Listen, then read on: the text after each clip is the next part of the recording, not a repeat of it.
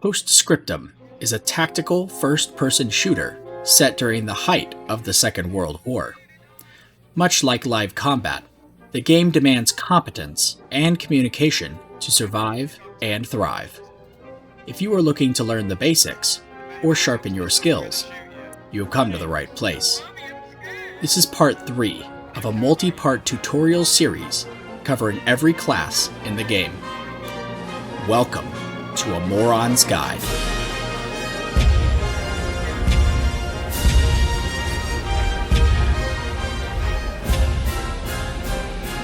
Listen up, soldier. Your entire squad is counting on you. If you can handle the pressure, you might just have what it takes to join the U.S. Army Signal Corps. We're looking for experienced and brave soldiers ready to take up the mantle of the mobile radio operator. Do you have what it takes? Sorry about that. What I mean to say is, today we are going to discuss the vital role of the Radioman. As the squad leader's right-hand man, the Radioman is responsible for helping deploy and maintain the squad's rally. This class is only available once there are 4 soldiers in an infantry squad. In this video, we will review the equipment, responsibilities, and some tips and tricks to playing the Radioman in Scriptum. Let's first review the equipment you have at your disposal and how it is best implemented. Both Allied and German Radiomen are equipped with essentially the same loadout, which are a rifle or carbine rifle with 5 to 7 magazines in reserve to ensure your opponents bite the dust first. A pistol sidearm for when you could use a big iron on your hip. A knife for slicing and dicing or for playing 5-finger fillet. 2 fragmentation grenades, an explosive solution to any personnel issue. As well as 2 smoke grenades, a chemical cover device that has the downside of attracting a lot of attention. 3 field dressings for healing up to 75% of your health or patching up a wounded teammate. 1 morphine syringe for reviving fallen comrades while the medic is off winning the war himself. An entrenching tool for building and demolishing emplacements, boxes, and forward operating bases, so you can literally dig yourself out of a hole in combat. A set of binoculars for spotting enemy infantry and armor in the distance, a vital tool for a Radioman when directing fire as acting squad leader. And a canteen with 7 sips to recharge your stamina.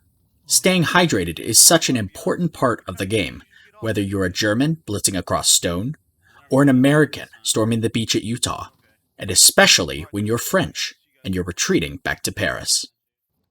Each faction arms their Radioman with different primary and secondary weapons. The German Funke were issued the Gewehr 41 carbine rifle, and can use the P38 pistol sidearm for emergencies.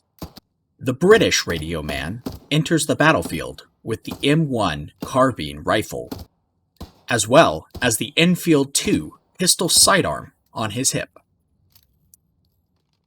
The French radio operator orders general retreats while firing the Moss 36 bolt-action rifle, and can switch to the Moss Model 1873 pistol sidearm as his secondary. The American Radioman heads to war with the M1 carbine rifle and the illustrious M1911 pistol sidearm on their hip. As stated in the previous tutorials, each of these weapons have their pros and cons, and take some time to get accustomed to. If you want extra practice with these weapons, be sure to try out the training mode, where you can test out all the firearms, vehicles, and mechanics of the game. Now that we've reviewed their equipment, it's time to discuss the roles and responsibilities of a Radioman. A Radioman's primary role should be staying near the squad leader, or SL. A radioman or 2 squad members are required to be within 5 meters of your SL to deploy a spawn point known as a rally. Once placed, the radioman has the capability to maintain this rally by holding T and clicking refresh. Squad leader, am I okay to refresh rally? Yeah, get that one alive, please, mate. Copy that. To add time to the countdown. Because they stay near the SL, radiomen are typically tapped as assistant squad leader. In this role, you should assist the SL with planning, fighting, and communication to the rest of the squad. Squad leader, I'm looking at an enemy tank south 180 degrees. Sometimes they even act as temporary SL if the squad leader dies amid a firefight. If you aspire to play as squad leader one time, be sure to know the ins and outs of the Radioman class first. A rally is a squad-specific spawn point, limited to only 1 per squad. They are deployed by the SL with either a Radioman or 2 other soldiers nearby. Each faction has a different-looking rally point. German rallies appear as a small camouflage tent, while the brown tan tents are Allied rally points. A well-thrown fragmentation grenade should eliminate a rally. Spotting and destroying enemy rallies can be backbreaking for the opposition. I'm on my way. It is a good idea to hide your squad's rally behind bushes or inside of buildings to prevent the enemy from locating it. If an enemy soldier is nearby, the rally will appear red and restrict spawning until clear. Therefore, it is necessary to keep your rally clear by eliminating threats that lock it down. Once deployed, a squad's rally will immediately start a countdown, which can be viewed on the map. Radio men should stay in contact with the SL about refreshing this timer, because once refreshed, the SL cannot drop another rally for 60 seconds. Squad leader, I'm going to go ahead and refresh the rally now. Don't bother, don't bother. Copy that. We're going to spawn south for trenches. We'll set up a new rally on the way. Those were the basic responsibilities of playing the Radioman. Now let's take a look at some tips and tricks that will enhance your experience in Postscriptum. In Postscriptum, the most important tool in your kit is not a gun or explosive, but the map. Each soldier should be accustomed to checking their map regularly to check the progress of the ever-changing battlefield. Squad leaders will update the map with special marks to communicate with their other infantry squads, armor, logistics, and the commander. Knowing what these marks mean will most certainly give you an advantage over newer soldiers. A red diamond with an X through it indicates enemy infantry. A red diamond with a box reflects enemy armor. Blue and white numbered circles may be placed to indicate points of interest. The commander may drop mortar or artillery marks on a target about to be bombed, as well as smoke marks to indicate the deployment of a smoke barrage. Players should become accustomed to reading the map by coordinates as well. Each map is organized with a grid overlay. The coordinates are read by letter, then number. Each grid square is divided into 9 smaller squares, represented by numbers. These numbers start on the bottom left, moving left to right, down to up. For an even more accurate location, these squares are divided into 9 more squares, giving you a third number, 1 through 9. Hovering over any location with your mouse should display the accurate coordinates on the bottom right of your map. Knowing how to read these coordinates is crucial for many classes, especially armor and commanders. Mobile spawn points, or MSPs, are valuable resources for your team. Identifiable by the wheel icon, an MSP looks like a standard cargo truck. Once parked, these trucks act as a spawn point for your entire team and do not have time limits. Instead, they have location parameters.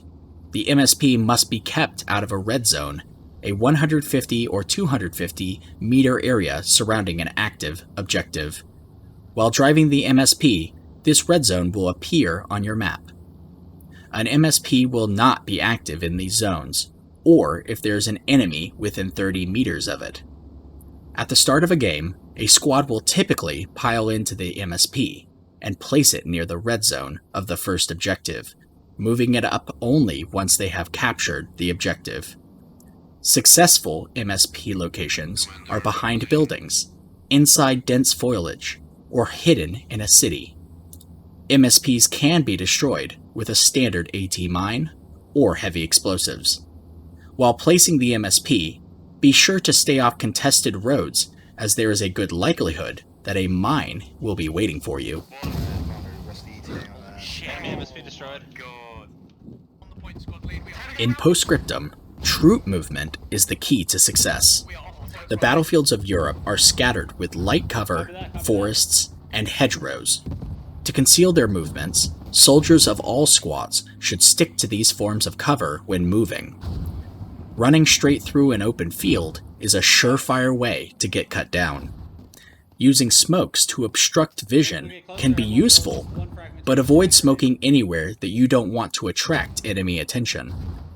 When attacking an objective, the sturdiest resistance will be likely in the center. Maps in Postscriptum are generally massive, allowing for large flanking maneuvers. However, avoid overextending a flank, or risk being cut off from the rest of your team.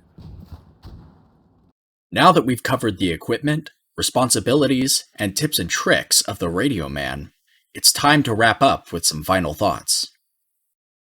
With 10 different infantry classes to choose from, many players can be overwhelmed with the roles and responsibilities in Postscriptum. Go, go, go, go! The Radioman must be a team player and always ready to step up. But if you're looking to learn the basics or sharpen your skills with another class, be sure to check out the other parts of our multi-part Postscriptum guide. If you'd like to join us for a game sometime, you can find the link to our Discord server in the description below. On behalf of myself and all the people involved in this video, we thank you for watching and hope to see you again sometime soon. And remember to always drink from your canteen.